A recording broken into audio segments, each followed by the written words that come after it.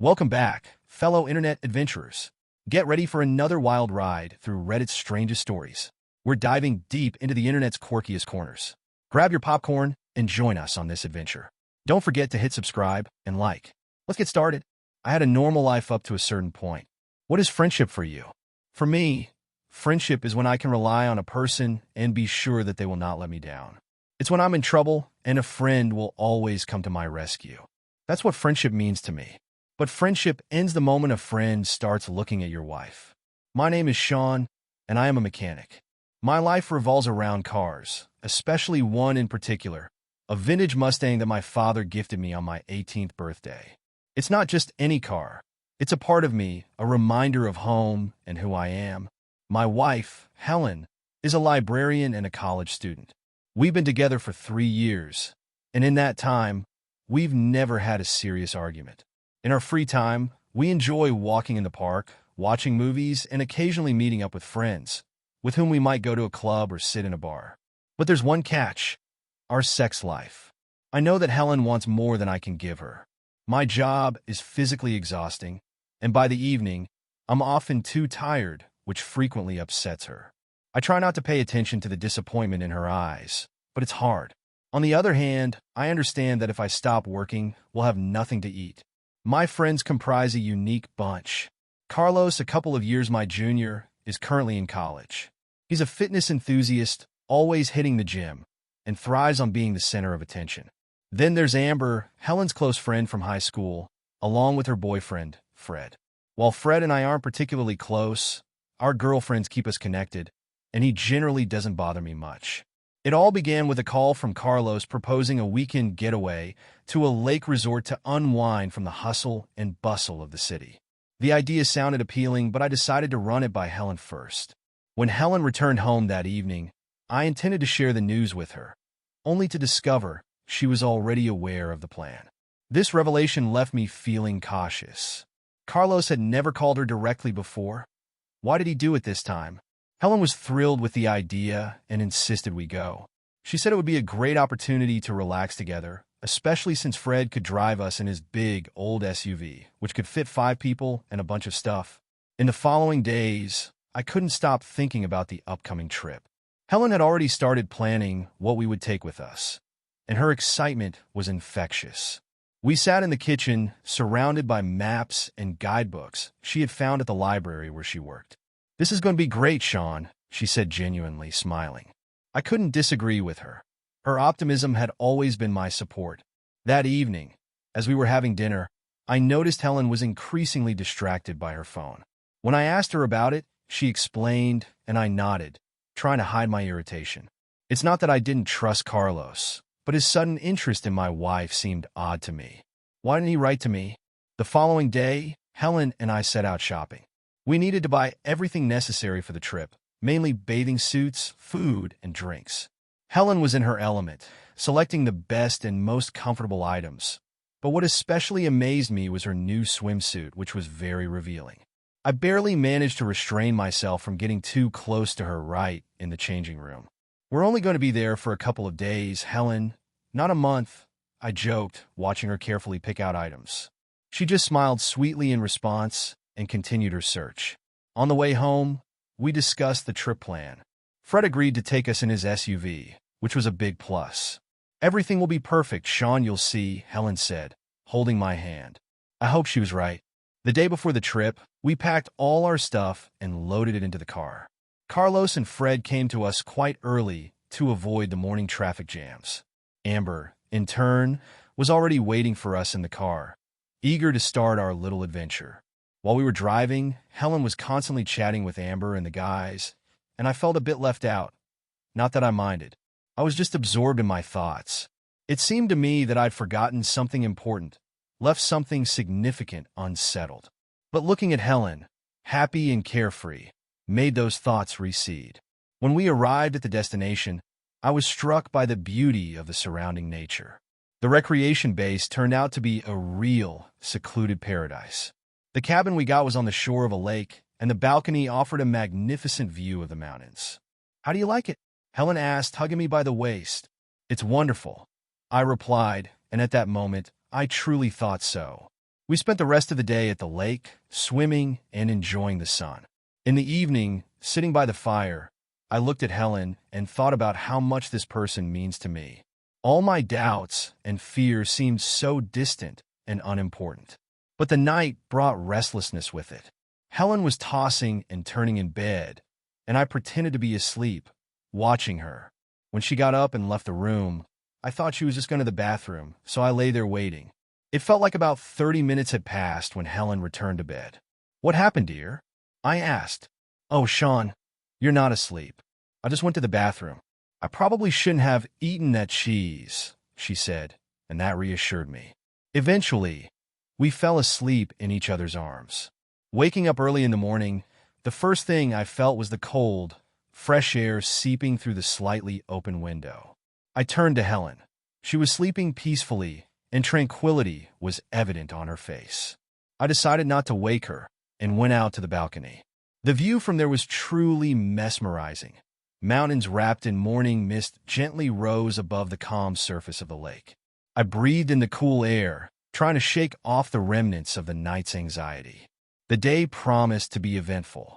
When everyone woke up, we gathered in the kitchen for breakfast. Helen was full of energy and suggested spending the day at the lake.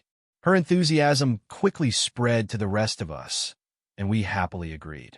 Amber and Fred were already ready for new adventures, and Carlos seemed eager to finally get on the water.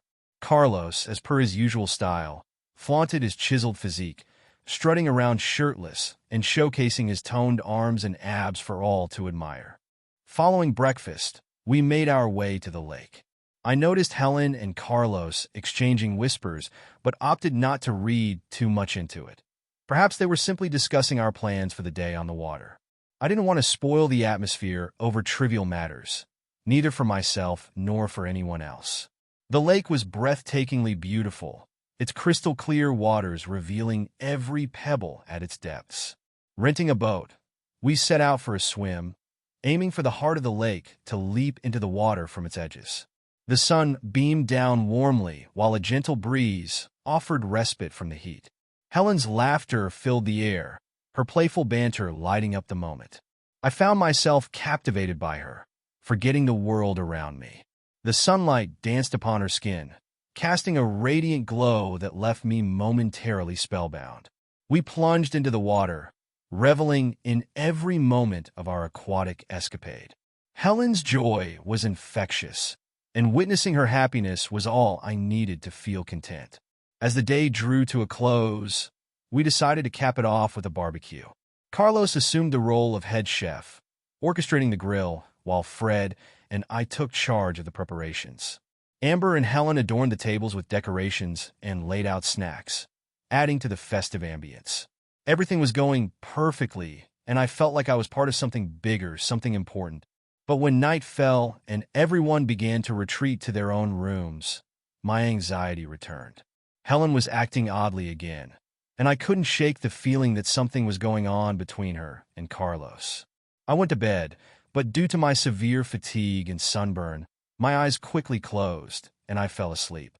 I don't remember if Helen was asleep at that moment, but I hope she hadn't gone anywhere. The next morning came too soon. My eyes opened even before the first rays of sun pierced through the curtains. The night had been restless, and I frequently woke up listening to the silence, occasionally broken only by the sound of the lake. Helen seemed calm, but her unusual behavior from the previous night still troubled me. After breakfast, which was in a light and relaxed atmosphere, I noticed Helen frequently exchanging glances with Carlos. I wanted to think I was exaggerating, but those small moments made me doubt. We decided to go for a walk in the forest surrounding our retreat. The forest was dense and cool, filled with the sounds of nature. Amber and Fred walked ahead, chatting cheerily, while Helen and I followed with Carlos. It seemed to me there was some invisible attraction between them that I couldn't ignore. On the way back to the house, Helen took my hand and smiled, as if trying to assure me that everything was fine. I responded with a smile, trying to dispel my anxious thoughts. In the evening, we arranged an outdoor movie screening. Fred found an old projector, and we settled on the grass with popcorn and blankets. Everything seemed perfect, but I still felt a tension in the air. After the movie, when everyone started heading off to sleep, Helen said she would go for a walk. "I need some fresh air," she explained. I offered to go with her, but she insisted on being alone. Her words sounded convincing, but I couldn't shake off a feeling of anxiety.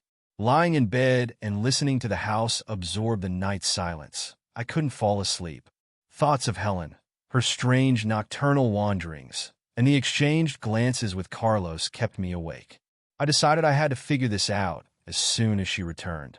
When Helen came back an hour later, she tried to be quiet, but I was already sitting up in bed, waiting. "Is everything all right?" I asked, trying to hide the concern in my voice. She nodded. "All well. I was just sitting by the lake. Today was such a busy day. My head is spinning." Her words didn't sound convincing to me, but I invited her to bed and, out of decency, attempted to be intimate with her. "Let's not right now. It's late, and I'm not feeling well," she said, and that upset me. I turned away from her and lay down to sleep. 20 minutes later, I felt Helen trying to wake me up. "Sean, are you asleep?" she said, but I decided not to respond. She repeated the same thing about 10 minutes later, but I also didn't give her an answer. Then she got up and went out the door, and I heard footsteps down the staircase. She was going downstairs. The house was two-storied. On the second floor, there were 2 rooms, one for us and the other for Amber and Fred, while Carlos slept downstairs on a soft fold-out couch.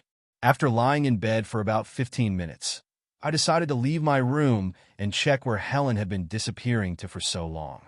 Carefully opening the door, I found myself in the corridor, and on my hunches, I started crawling towards the staircase to listen to what was happening downstairs. Through the silence, I heard Helen's faint moans, as if something was covering her mouth. Then I started carefully descending the stairs and got a full view. As I descended the stairs, wanting to remain unnoticed, I took my phone with me, having dimmed its brightness to the minimum beforehand. I extended the phone downwards, wanting to take a quick photo, and as I pressed the button, I realized I had forgotten to turn off the flash, which exposed my presence. The room was dark, but moonlight streaming through the window illuminated their silhouettes. They turned around towards me like guilty children caught stealing cookies.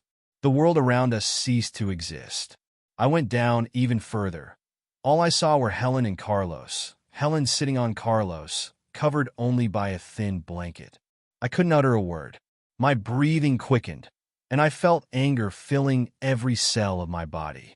Carlos tried to say something, throwing Helen off him and moving towards me, raising his hands in a gesture of peace, but that only fueled my rage. I didn't listen to him. When he came too close to me, I reflexively struck him in the face, causing him to fall to the ground. Helen started to cry, whispering my name, but her tears, like drops of acid, only intensified my pain. I took a step back, trying to gather my thoughts. Everything inside me screamed in pain and betrayal. My wife, my love, was with another, my friend. I felt the world I had built around us crumbling before my eyes. "How could you?" I said. "I didn't mean to. I'm sorry. It's just that we haven't had sex in so long. And Carlos was so manly and handsome," she said. "Do you realize what you were telling your husband? He's handsome? Are you aware that he only got that physique thanks to pills?" I said. "I'm sorry," she said, trying to stand up and come towards me. "Don't come any closer to me. I see you didn't even use protection, right?" I asked. "I'm guilty, forgive me," she said. "And you probably weren't aware that Carlos has a venereal disease, right?" I asked. Carlos indeed had a disease known only to me. He had shared this with me 1.5 years ago, and I kept this information secret. But if I had known he would want my wife, of course, I would have warned Helen about it in advance. "Wait, are you joking?" she began, fear in her eyes. "No, dear, you're in deep trouble now. Answer me one question. How long ago was your first time? Be honest," I asked. "The very first day we got here," she said. "Phew, at least that's something good," I said. Helen was sobbing, and I didn't even notice that Amber and Fred had come down due to the noise and were witnessing the whole scene. "Sit on the bed. Do you understand?" I disclosed the news to Helen, tossing the wedding ring in her direction, causing it to graze her forehead and eliciting a yelp of pain as she cried out. I made my way toward the exit, feeling the urgent need to escape. Stepping outside, I inhaled deeply, seeking solace in the cool night air. Though the sky was adorned with stars, their shimmer felt distant and devoid of warmth. That night marked the loss of everything dear to me, leaving only a hollow ache in my chest and a mere semblance of my former self. From the house, I heard commotion, witnessing Carlos rouse from slumber, engaging in a heated exchange with Fred. In a fit of rage, Fred struck Carlos, sending him crashing to the ground. Amused by the scene, I couldn't help but smirk. Soon after, Fred approached me, suggesting we convene at the kitchen table to address the situation. Following his lead, we settled down, and I divulged all that I had discovered and pondered. They listened intently as I poured out my thoughts and emotions, allowing me the space to articulate the turmoil within. Meanwhile, Helen sat on the couch, tears streaming down her face, attempting to interject only to be silenced by my insistence for her to remain quiet. As Fred inquired about my next course of action, I shook my head, grappling with the shattered remnants of my plans and dreams for a future with Helen, now irrevocably shattered. "I don't know," was all I could manage to say. Amber took my hands. "Whatever you decide to do, we'll support you." No one could have imagined this happening. Her words were like a balm to my wounds. At that moment, I realized that despite all the pain, I was not alone. I knew we couldn't delay and had to teach them a lesson. At least Amber and Fred went upstairs to pack their things while I looked after Carlos, who was alive, and that made me happy. Helen watched from the couch as Fred and Amber brought down bags of belongings. "Yes, but there's only room for 3 in the car. You and Carlos will have to make your own way," I suggested. "It took us 5 hours by car to get here. How do you expect us to get back to the city?" "Are you joking?" she said indignantly. "It wasn't hard for you to sneak down the stairs every night. So what's the problem getting to the city with your macho?" I asked. "Does this mean it's over between us?" she asked. "No, I just arranged all this for fun," I said sarcastically. "Honey, stop. We'll make up. It was a misunderstanding. You yourself said that making mistakes is useful," she said. "Firstly, I'm not your honey anymore, and secondly, I don't want to talk to you," I said. At that moment, Fred brought down the last bag, and we went outside, locking the door behind us, leaving Helen and Carlos alone, locked in the house surrounded by the forest. We loaded the stuff into the SUV and got in the car. Amber asked if it wasn't too cruel to leave them there alone. I replied, "They'll stay here alone, not only locked in the house, but also needing to pay the remaining amount for the house, and they have no money." Fred laughed. We had only paid half of the house. The next half was due upon departure, and I had left Helen without any money. Moreover, the signal was bad here, and there was no internet. But they would still be found since the lake house owners were supposed to return tomorrow. We were driving and decided to discuss my next steps. I determined that the first order of business would be to consult a lawyer and start the divorce process. Amber offered her help, mentioning that she knew a good specialist who could assist me. Fred added that it was also important to take care of my emotional state and offered several contacts for professional psychologists. I declined the psychologist but took down the lawyer's contact information. Upon returning home in the morning, I immediately prepared the documents, attaching a photo taken last night. Since the photo was taken with a flash, everything was clearly visible. I also blocked our joint electronic accounts to prevent Helen from accessing the funds. I changed the locks on the house and installed an alarm system, just in case. I began gathering Helen's belongings and found a pack of condoms we had never used and $55,000 in cash in her winter jacket. I was tempted to take the money, but decided to leave it in the jacket and tossed it into her bag, not wanting to take anything from a despicable person. Throughout the day, I gathered all of Helen's things and left them outside the door. The porch was cluttered with her belongings. I didn't care if someone came and stole her things. That was not my problem. What comforted me was that the house was entirely mine, gifted by my parents before my marriage to Helen, so she couldn't claim it. For days later, Helen returned to town with Carlos, and they headed straight to my house. I was at work at the time and received a notification that someone was trying to break into my house, with security forces arriving within minutes. I laughed out loud when I went to the police station in the evening and saw the two of them sitting in a cell. I confirmed that Helen was my wife, but a court case was pending, and she would soon be my ex. When the security arrived at my house, they saw a man with a bat and a woman trying to break in. They were caught in jail for a few days, and now Carlos had to buy me a new window. At the police station, I made it clear to him to stay away from me. A month later, the first court session took place. The divorce process was complex and emotionally draining. Helen tried to contact me several times, but I realized that for our mutual good, we needed to give each other space. Meetings with the lawyer and the police took a lot of energy. I got tested for sexually transmitted diseases and, fortunately, tested negative, unlike Helen, who tested positive, putting Carlos at risk of jail time for engaging in unprotected intimacy, especially since he regularly missed taking his medication. But I didn't care about that. What mattered most was that I was healthy. The hardest part was realizing that life without Helen would be completely different. We had spent so much time together that her absence felt like a missing piece of me. But with each passing day, I learned to accept this, focusing on building a new life. Amber and Fred became my pillars during this difficult period. They were always there for me. Times were tough, but they helped me look forward. Their friendship reminded me that despite all losses, there are still people who love and support me. Gradually, I began to find solace in the little things.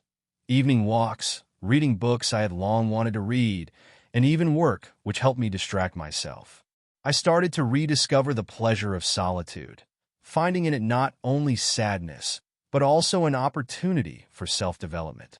One day, sitting by the river and watching the sunset, I realized that despite all the pain and loss, new horizons were unfolding before me. Life after Helen would be different, but that didn't mean it would be worse. I began to feel ready to meet it with an open heart, prepared for the new challenges and opportunities it would bring. With each new day, I began to feel a bit different. I wouldn't say it was easier. That's not the right term.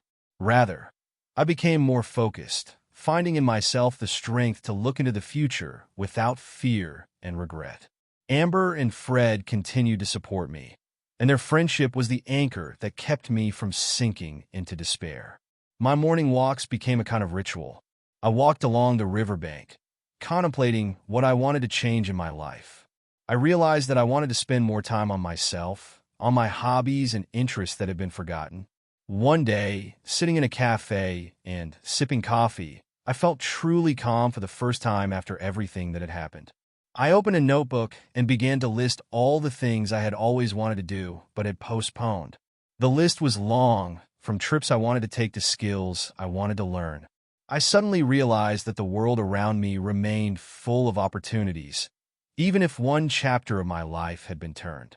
Returning to work was another step forward. I discovered that my passion for cars had not faded. On the contrary, I began to invest even more enthusiasm in it, seeing it not just as a job, but as a way of self-expression. My old Mustang, which had seemed to me a reminder of the past, now filled me with a sense of pride and achievement. The most difficult part was learning to trust people again. Meeting new people and interacting with colleagues wasn't always easy, but I gradually learned to open up to the world, understanding that not all stories end like mine with Helen. Helen herself is to blame for getting infected and now lives in some tiny room in another state, her life not turning out well. She didn't finish college and quit her job. Her affair brought her nothing, and she's to blame for that. The person I once considered a friend is in prison, and it's his fault too. I did nothing wrong to these people. They chose their path, and I just helped them end up where they should be. The main thing is to keep your sanity and believe in the best. Thank you for listening to my story. That concludes the narrative. We eagerly await your feedback in the comment section. Do you believe the protagonist made the correct choice by opting for an immediate divorce from his wife? What are your thoughts on the wife's friend and her boyfriend aligning with the protagonist? What motivated the protagonist's friend to betray him by pursuing his wife? Why do you think the wife engaged in infidelity? Please share your insights and opinions below. Thanks for watching. Please don't forget to like and subscribe for more.